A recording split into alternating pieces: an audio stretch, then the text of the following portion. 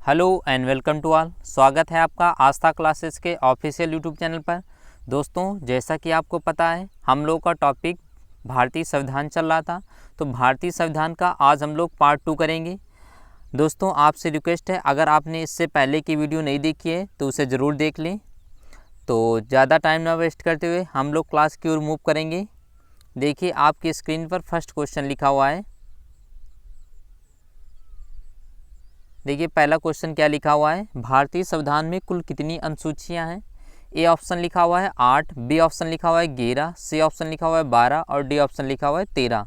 तो भारतीय संविधान में वर्तमान में कुल कितनी अनुसूचियां हैं, तो वर्तमान में कुल 12 अनुसूचियां हैं। अगर वही बात करेंगे कि पहले भारतीय संविधान में कुल कितनी अनुसूचियां थी, पहले 8 हुआ करती थी, लेकिन वर्तमान में भारतीय संविधान में कुल कितनी अनुसूचियां हैं, 12 अनुसूचियां हैं। काफ़ी बार एग्जाम में पूछा गया क्वेश्चन ये, तो आप इसे याद रखिएगा कि वर्तमान में अनुसूचियों की संख्या कितनी है, 12 है। और पहले कितने हुआ करती थी, तो 8 हुआ करती थी। वहीं अगर भाग देखेंगे तो जब संविधान बनकर तैयार हुआ था तो उसमें कितने भाग थे, 22 भाग थे। कितने, 22 भाग थे, ठीक है। और अनुच्छेद की बात करेंगे तो कितने थे, 395 अनुच्छेद थे। अनुच्छेद कितने थे, 395 अनुच्छेद थे। लेकिन आज वर्तमान में देखेंगे अनुच्छेदों की संख्या तो 412 से प्लस है, ठीक है। तो आगे बढ़ेंगे, फिर देखते हैं नेक्स्ट क्वेश्चन आपका क्या लिखा हुआ है। लिखा हुआ है, हाउस ऑफ द पीपल को लोकसभा का नाम किस वर्ष दिया गया। हाउस ऑफ द पीपल, लोगों का सदन, लोगों का सदन को लोकसभा का नाम किस वर्ष दिया गया। ए ऑप्शन लिखा हुआ है 1949, बी ऑप्शन आपका लिखा हुआ है 1954, सी ऑप्शन लिखा हुआ है 1956 और डी ऑप्शन लिखा हुआ है 1978। तो हमारा राइट आंसर जो आ जाएगा 1954। तो 1954 में लोकसभा को हाउस ऑफ द पीपल या लोगों का सदन नाम दिया गया था, ठीक है। आगे बढ़ेंगे, थोड़ा सा और जान लेते हैं। लोकसभा का अगर आप सदस्य बनना चाहते हैं तो आपकी उम्र 25 वर्ष होनी चाहिए। लोकसभा का सदस्य बनने के लिए न्यूनतम उम्र कितनी होनी चाहिए, 25 वर्ष होनी चाहिए। लोकसभा का जो कार्यकाल होता है वो 5 वर्ष का होता है। लोकसभा का कार्यकाल क्या होता है, 5 वर्ष का होता है। लोकसभा का आप सदस्य बनना चाहते हैं तो आपकी उम्र कितनी होनी चाहिए, 25 होनी चाहिए, ठीक है। तो आगे बढ़ेंगे, फिर देखिए लिखा हुआ है क्वेश्चन आपका, निम्नलिखित में से किस अधिकार को डॉक्टर भीमराव अंबेडकर ने संविधान का हृदय और आत्मा बताया है। तो ए ऑप्शन लिखा हुआ है समानता का अधिकार, बी ऑप्शन लिखा हुआ है स्वतंत्रता का अधिकार, सी ऑप्शन है आपका संवैधानिक उपचारों का अधिकार और डी ऑप्शन लिखा हुआ है धार्मिक स्वतंत्रता का अधिकार। तो डॉक्टर भीमराव अंबेडकर ने संवैधानिक उपचारों के अधिकार को संविधान का हृदय तथा आत्मा कहा है। ये किस में है, अनुच्छेद 32 में है संवैधानिक उपचारों का अधिकार। तो अनुच्छेद 32 में जो संवैधानिक उपचारों का अधिकार है उसको डॉक्टर भीमराव अंबेडकर ने संविधान का हृदय और आत्मा बताया है। डॉक्टर भीमराव अंबेडकर को भारत का मनु कहा जाता है। डॉक्टर भीमराव अंबेडकर जो हैं इन्हें भारत का मनु भी कहते हैं, ठीक है। प्रारूप समिति के जो अध्यक्ष थे वो कौन थे, डॉक्टर भीमराव अंबेडकर। जो हमारी प्रारूप समिति थी, प्रारूप समिति, दूसरा इसका नाम ड्राफ्टिंग कमेटी भी था। प्रारूप समिति का दूसरा नाम क्या था, ड्राफ्टिंग कमेटी। तो प्रारूप समिति के अध्यक्ष अगर पूछा जाएगा या ड्राफ्टिंग कमेटी के अध्यक्ष पूछा जाएगा तो डॉक्टर भीमराव अंबेडकर थे। संविधान सभा का जो निर्माण किया था डॉक्टर भीमराव अंबेडकर ने ही किया था, ठीक है। आगे बढ़ेंगे, लिखा हुआ है भारतीय संविधान की आत्मा किसे कहा जाता है। तो भारतीय संविधान की आत्मा, ए ऑप्शन लिखा हुआ है संवैधानिक उपचारों का अधिकार, बी ऑप्शन लिखा हुआ है प्रस्तावना, सी ऑप्शन है आपका समानता का अधिकार और डी ऑप्शन लिखा हुआ है धार्मिक स्वतंत्रता का अधिकार। तो भारतीय संविधान की आत्मा प्रस्तावना को कहते हैं हम लोग, किसे कहते हैं, प्रस्तावना। लेकिन डॉक्टर भीमराव अंबेडकर ने संवैधानिक उपचारों के अधिकार को संविधान की हृदय और आत्मा बताया था। लेकिन संविधान की आत्मा किसे कहते हैं, तो प्रस्तावना को कहते हैं, ठीक है। आगे बढ़ेंगे, फिर लिखा हुआ है, देखिए आपका क्वेश्चन लिखा हुआ है, संसद के 2 सत्रों के बीच की अवधि कितने माह से अधिक नहीं होनी चाहिए। जो संसद के 2 सत्र होते हैं उनकी अवधि कितने महीने से अधिक नहीं होनी चाहिए। ए ऑप्शन लिखा हुआ है 3 माह, बी ऑप्शन लिखा हुआ है 6 माह, सी ऑप्शन आपका लिखा हुआ है 9 माह और डी ऑप्शन लिखा हुआ है 1 माह। तो संसद के 2 सत्रों के बीच की अवधि 6 माह से अधिक नहीं होनी चाहिए। कितनी, 6 माह से अधिक नहीं होनी चाहिए, ठीक है। तो आगे बढ़ेंगे हम लोग। फिर देखिए आपका लिखा हुआ है लोकसभा का सत्र एक वर्ष में न्यूनतम कितनी बार बुलाया जाता है। तो लोकसभा का सत्र एक वर्ष में न्यूनतम कितनी बार बुलाया जाता है। ए ऑप्शन लिखा हुआ है आपका 2 बार, बी ऑप्शन लिखा हुआ है 6 बार, सी ऑप्शन लिखा हुआ है 3 बार और डी ऑप्शन लिखा हुआ है 4 बार। तो लोकसभा का सत्र एक वर्ष में न्यूनतम 2 बार बुलाया जाता है। कितनी बार? 2 बार बुलाया जाता है। ठीक है, तो आगे बढ़ेंगे हम लोग। फिर देखिए आपका क्वेश्चन लिखा हुआ है लोकसभा के निर्वाचित सदस्यों की अधिकतम संख्या कितनी हो सकती है। तो लोकसभा के निर्वाचित अधिकतम सदस्यों की संख्या आपकी ए ऑप्शन लिखा हुआ है 530, बी ऑप्शन 545, सी ऑप्शन 550 और डी ऑप्शन 543। तो लोकसभा के निर्वाचित सदस्यों की अधिकतम संख्या कितनी हो सकती है। तो 550 कितनी हो सकती है 550।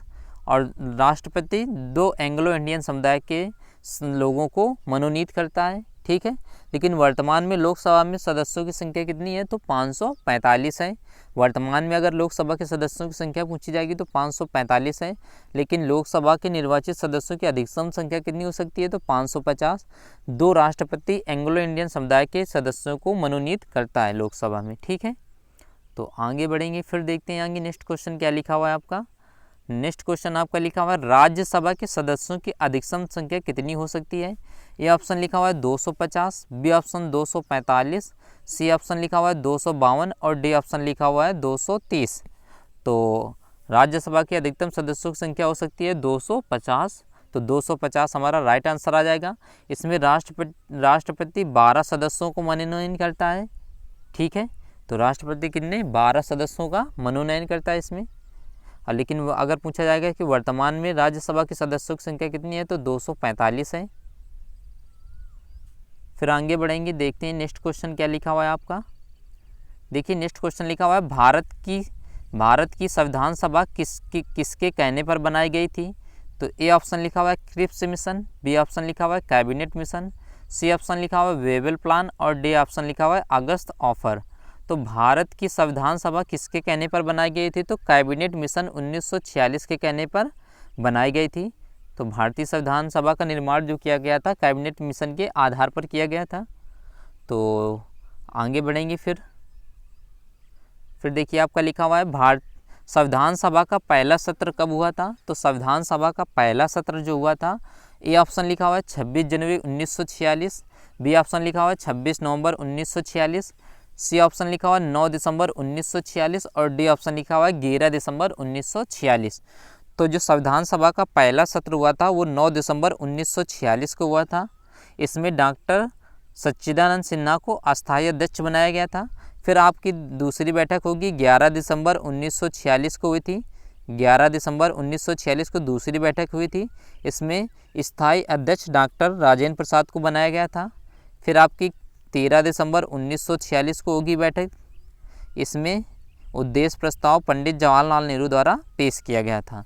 तो संविधान सभा का पहला सत्र जो हुआ था 9 दिसंबर 1946 को हुआ था। दूसरी बार बैठक इसमें डॉक्टर सच्चिदानंद सिन्हा को अस्थायी अध्यक्ष बनाया गया। फिर आपकी 11 दिसंबर 1946 को बैठक होती है। इसमें डॉक्टर राजेंद्र प्रसाद को स्थायी अध्यक्ष बनाया जाता है। फिर आपकी 13 दिसंबर 1946 को होगी। इसमें पंडित जवाहरलाल नेहरू उद्देश्य प्रस्ताव पेश करेंगे। और आपका संविधान बनकर कब तैयार हुआ था तो 26 नवंबर 1949 को बनकर तैयार हो गया था। इसे 26 नवंबर 1949 को अधिनियमित आत्मार्पित भी लिख कर आ सकता है। तो संविधान बनकर 26 नवंबर 1949 को बनकर तैयार हुआ और 26 जनवरी 1950 को संविधान लागू किया गया था। ठीक है, तो आगे बढ़ेंगे हम लोग। फिर देखिए लिखा हुआ है संविधान सभा के अस्थायी अध्यक्ष कौन थे। डॉक्टर राजेंद्र प्रसाद, फिर लिखा हुआ है के.एम. मुंशी, सी ऑप्शन लिखा हुआ है भीमराव अंबेडकर और डी ऑप्शन लिखा हुआ है सच्चिदानंद सिन्हा। तो संविधान सभा के जो अस्थायी अध्यक्ष थे डॉक्टर सच्चिदानंद सिन्हा थे। ठीक है, आगे बढ़ेंगे। फिर लिखा हुआ 11 दिसंबर 1946 को किसे संविधान सभा का स्थायी अध्यक्ष चुना गया था। तो ए ऑप्शन लिखा हुआ है के.एम. मुंशी, बी ऑप्शन लिखा हुआ है पंडित जवाहरलाल नेहरू, सी ऑप्शन लिखा हुआ है डॉक्टर भीमराव अंबेडकर और डी ऑप्शन लिखा हुआ है डॉक्टर राजेंद्र प्रसाद। तो 11 दिसंबर 1946 को संविधान सभा का स्थायी अध्यक्ष डॉक्टर राजेंद्र प्रसाद को बनाया गया था। तो हमारा राइट आंसर डी हो जाएगा। फिर आगे बढ़ेंगे। फिर देखिए लिखा हुआ है संविधान सभा के संवैधानिक सलाहकार कौन थे। तो संविधान सभा के जो संवैधानिक सलाहकार थे वो आपके थे बेनेगल नरसिंह राव। इनका नाम BN राव भी लिख कर आ सकता है, BN राव। BN राव का पूरा नाम क्या था, बेनेगल नरसिंह राव। तो संविधान सभा के जो संवैधानिक सलाहकार थे वो थे बेनेगल नरसिंह राव। फिर आगे बढ़ेंगे।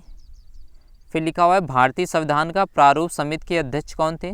तो भारतीय संविधान की प्रारूप समिति में कुल कितने 7 सदस्य थे।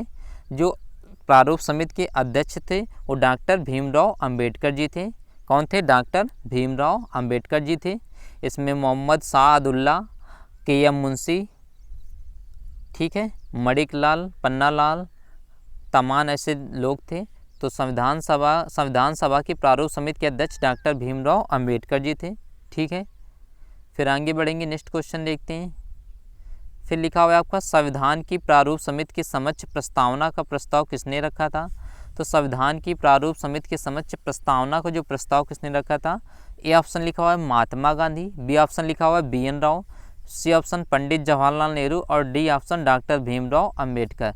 तो संविधान सभा की जो प्रारूप समिति के समक्ष प्रस्तावना का जो प्रस्ताव रखा था वो पंडित जवाहरलाल नेहरू जी ने रखा था। किसने, पंडित जवाहरलाल नेहरू, ठीक है।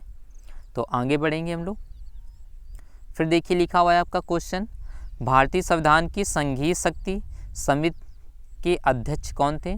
तो भारतीय संविधान की जो संघीय शक्ति समिति थी उसके अध्यक्ष जो थे पंडित जवाहरलाल नेहरू थे। कौन थे, पंडित जवाहरलाल नेहरू। फिर आगे लिखा हुआ है आपका संविधान निर्मात्री सभा में झंडा समिति के अध्यक्ष कौन थे। ए ऑप्शन लिखा हुआ है KM मुंशी, बी ऑप्शन लिखा हुआ है BN राव, सी ऑप्शन लिखा हुआ है TT कृष्णामाचारी और डी ऑप्शन लिखा हुआ है JB कृपलानी। तो जो संविधान सभा में झंडा समिति थे उसके अध्यक्ष आचार्य JB कृपलानी जी थे। कौन थे, आचार्य JB कृपलानी। फिर आगे बढ़ेंगे। फिर आपका लिखा हुआ है भारतीय संविधान सभा द्वारा भारतीय राष्ट्रीय ध्वज को कब अपनाया गया। तो भारतीय संविधान सभा द्वारा राष्ट्रीय ध्वज को कब अपनाया गया। तो 22 जुलाई 1947 को अपनाया गया। कब अपनाया गया, 22 जुलाई 1947 को राष्ट्रीय ध्वज अपनाया गया था। राष्ट्रीय ध्वज में लंबाई और चौड़ाई का अनुपात आपसे पूछा जा सकता है। तो लंबाई और चौड़ाई का अनुपात कितना होता है, 3:2 होता है। तो राष्ट्रीय ध्वज में लंबाई और चौड़ाई का अनुपात कितना होता है, 3:2 होता है, ठीक है। फिर आगे बढ़ेंगे। फिर लिखा हुआ है भारतीय राष्ट्रीय ध्वज तिरंगे की डिजाइन किसने तैयार किया था। तो भारतीय राष्ट्रीय ध्वज तिरंगे का डिजाइन किसने तैयार किया था। तो पिंगली वैकेया ने तैयार किया था। किसने, पिंगली वैकेया ने तैयार किया था, ठीक है। फिर आगे बढ़ जाते हैं, नेक्स्ट क्वेश्चन देखते हैं। लिखा हुआ है भारतीय संविधान के निर्माण में कुल कितना समय लगा था। तो भारतीय संविधान के निर्माण में कुल कितना समय लगा, 2 वर्ष 8 माह और 21 दिन। बी ऑप्शन लिखा हुआ है 2 वर्ष 7 महीने और 18 दिन। सी ऑप्शन लिखा हुआ है 2 वर्ष 11 माह 18 दिन और डी ऑप्शन लिखा हुआ है 2 वर्ष 12 महीने और 23 दिन। तो संविधान को बनने में कुल कितना समय लगा था। तो 2 वर्ष 11 माह और 18 दिन का समय लगा था। कितना, 2 वर्ष 11 माह और 18 दिन। तो हमारा राइट आंसर कौन सा आ जाएगा, सी ऑप्शन आ जाएगा। तो दोस्तों आपको क्लास ज़रूर अच्छी लग रही होगी। अगर आपको क्लास अच्छी लग रही है तो इसे लाइक करें और अपने फ्रेंड्स के साथ इसे शेयर करें, ठीक है। तो आगे बढ़ेंगे हम लोग। फिर आपका देखिए क्वेश्चन क्या लिखा हुआ है, भारतीय संविधान कब अंगीकार किया गया। अंगीकार या अधिनियमित या आत्मार्पित लिख कर आ सकता है। तो अंगीकार, भारतीय संविधान कब अंगीकार किया गया, भारतीय संविधान कब अधिनियमित किया गया, भारतीय संविधान कब आत्मार्पित किया गया, मतलब भारतीय संविधान कब अपनाया गया, बनकर तैयार हुआ, ठीक है। तो ए ऑप्शन लिखा हुआ है 26 जनवरी 1949, बी ऑप्शन लिखा हुआ है 26 नवंबर 1949, सी ऑप्शन लिखा हुआ है 26 जनवरी 1950 और डी ऑप्शन लिखा हुआ है 15 अगस्त 1947। तो हमारा जो संविधान अंगीकार किया गया वो 26 नवंबर 1949 को किया गया, ठीक है। तो आगे बढ़ेंगे फिर हम लोग। फिर आपका क्वेश्चन लिखा हुआ है निम्नलिखित में से किस तिथि को भारतीय संविधान लागू किया गया था। तो 26 जनवरी 1950 को भारतीय संविधान को लागू किया गया था। फिर आगे बढ़ेंगे। फिर देखिए आपका क्वेश्चन लिखा हुआ है विश्व का सबसे बड़ा लिखित एवं सर्वाधिक व्यापक संविधान किस देश का है। तो विश्व का सबसे बड़ा लिखित और सर्वाधिक व्यापक संविधान किस देश का है, तो किस देश का है, अपने भारत देश का है। ठीक है, तो राइट आंसर आ जाएगा भारत। फिर लिखा हुआ है भारतीय संविधान कैसा है। तो भारतीय संविधान ए ऑप्शन लिखा हुआ है कठोर है, बी ऑप्शन लिखा हुआ है लचीला है, सी ऑप्शन लिखा हुआ है ना ही कठोर है ना ही लचीला है, और डी ऑप्शन लिखा हुआ है अंशतः कठोर और अंशतः लचीला है। तो हमारा भारतीय जो संविधान है अंशतः कठोर और लचीला है, मतलब दोनों का मिश्रण है, लचीला भी है और कठोर भी है, दोनों का क्या है, मिश्रण है। ठीक है, फिर आगे बढ़ते हैं। फिर लिखा हुआ है देखिए कुछ वन लाइनर फैक्ट हैं, देख लेते हैं, काफ़ी बार एग्जाम में पूछे जाते हैं। लिखा हुआ है प्रस्तावना में भारत शब्द कितनी बार उल्लेख हुआ है। प्रस्तावना में भारत शब्द का उल्लेख कितनी बार हुआ है, तो 2 बार हुआ है। कितनी बार हुआ है, 2 बार हुआ है। फिर आगे लिखा हुआ है भारत सरकार का लेखांकन का कार्य कौन करता है। जो भारत सरकार है उसमें लेखा जोखा जो होता है वो कौन करता है, तो महालेखाकार करता है। कौन करता है, महालेखाकार। फिर आपका लिखा हुआ क्वेश्चन भारत सरकार का प्रथम विधिक सलाहकार कौन होता है। तो भारत सरकार का प्रथम विधिक सलाहकार महान्यायवादी होता है। ठीक है, तो महान्यायवादी की जो नियुक्ति की जाती है अनुच्छेद 76 के तहत की जाती है। तो भारत सरकार को जो कानूनी सलाह देता है वो कौन देता है, महान्यायवादी देता है। तो महान्यायवादी की जो नियुक्ति की जाती है अनुच्छेद 76 के तहत की जाती है। तो प्रस्तावना में भारत शब्द कितनी बार आया है, 2 बार प्रयोग हुआ है। भारत सरकार का लेखांकन कार्य कौन करता है, तो महालेखाकार करता है। भारत सरकार को कानूनी सलाह कौन देता है, तो महान्यायवादी देता है। ठीक है, फिर आगे बढ़ जाते हैं, क्वेश्चन देखते हैं फिर क्या लिखा हुआ है आपका। लिखा हुआ है भारत में संविधान सभा के निर्माण का आधार क्या था। तो भारत में संविधान सभा के निर्माण का जो आधार था वो था कैबिनेट मिशन 1946। कौन था, कैबिनेट मिशन 1946 के आधार पर संविधान सभा का निर्माण किया गया था। फिर लिखा हुआ है संपत्ति का अधिकार मौलिक अधिकार के रूप में किस संशोधन द्वारा समाप्त किया गया। जो संपत्ति का अधिकार था पहले मौलिक अधिकार था, बाद में इसे कानूनी अधिकार बना दिया गया। किस संशोधन द्वारा, 44वें संविधान संशोधन 1978 द्वारा। 44वां संविधान संशोधन कब हुआ था हमारा, 1978 में। इसमें संपत्ति के अधिकार को हटा दिया गया मौलिक अधिकार से और इसे कानूनी अधिकार बना दिया गया।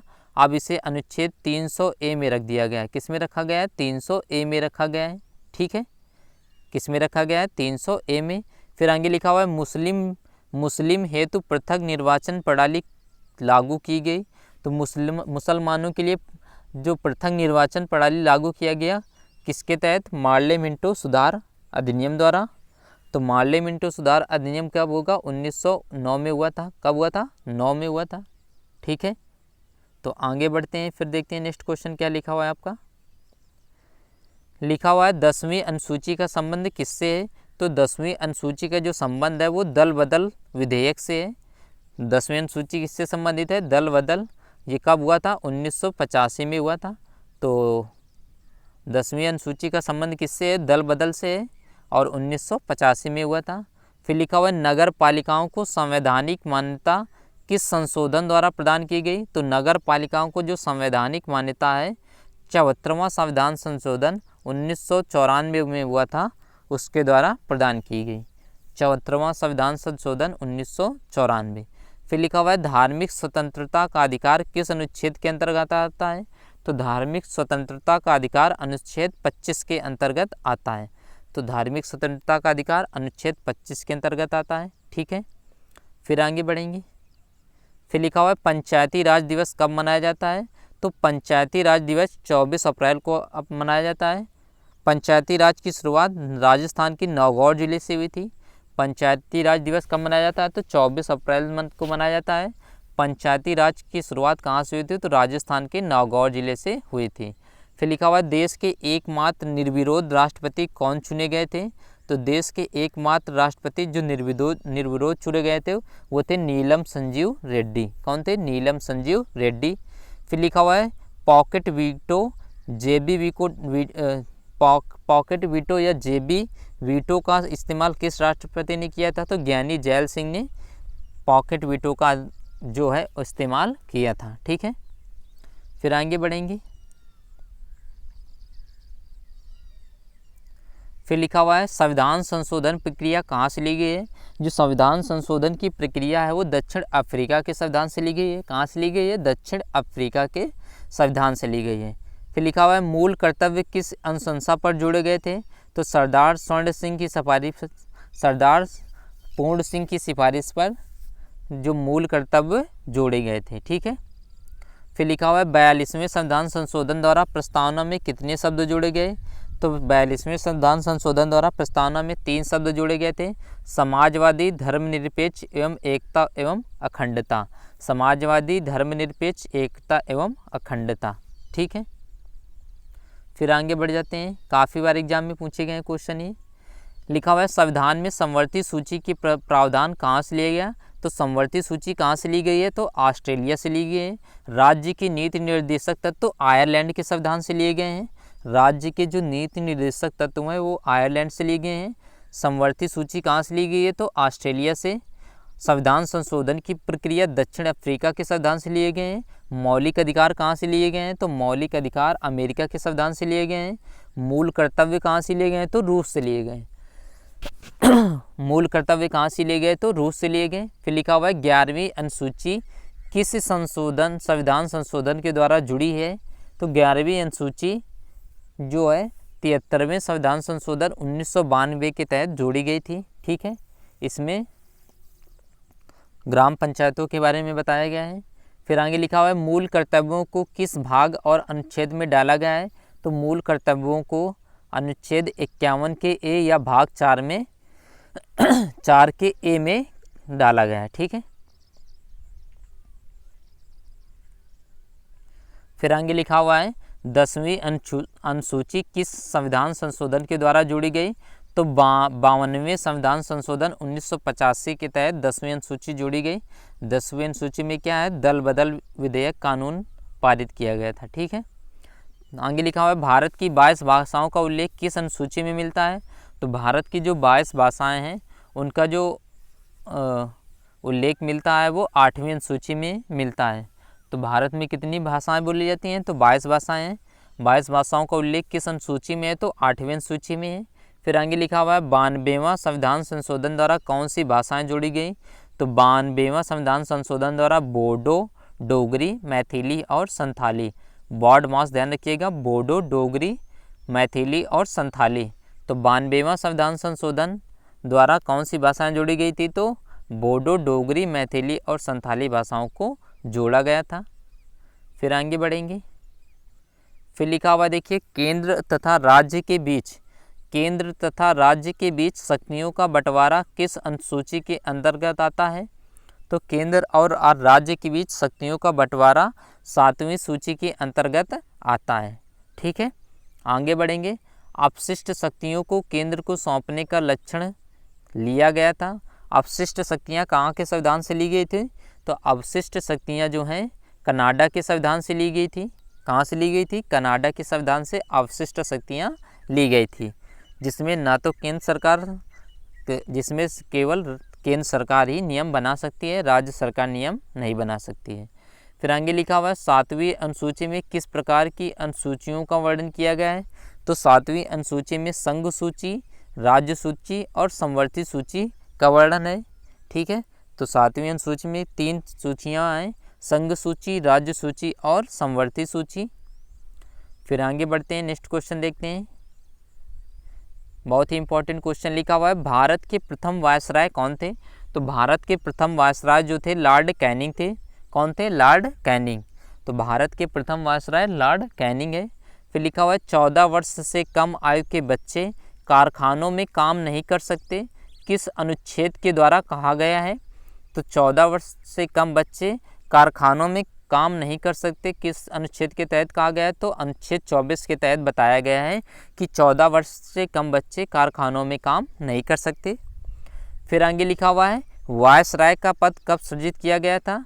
तो वायसराय का जो पद था 1858 का भारत शासन अधिनियम के द्वारा पद सृजित किया गया था। तो पहले प्रथम वायसराय कौन थे। लॉर्ड कैनिंग थे। तो वायसराय का पद कब सृजित किया गया। तो 1858 में भारत शासन अधिनियम के द्वारा सृजित किया गया था। फिर आगे बढ़ेंगे हम लोग। तो थैंक यू। आपको क्लास कैसे लगी कमेंट बॉक्स में ज़रूर कमेंट करें। अगर आपको वीडियो अच्छा लग रहा है तो इसे फ्रेंड के साथ शेयर करें, और आप नेक्स्ट वीडियो किस चीज़ की चाहते हैं कमेंट बॉक्स में ज़रूर कमेंट करें।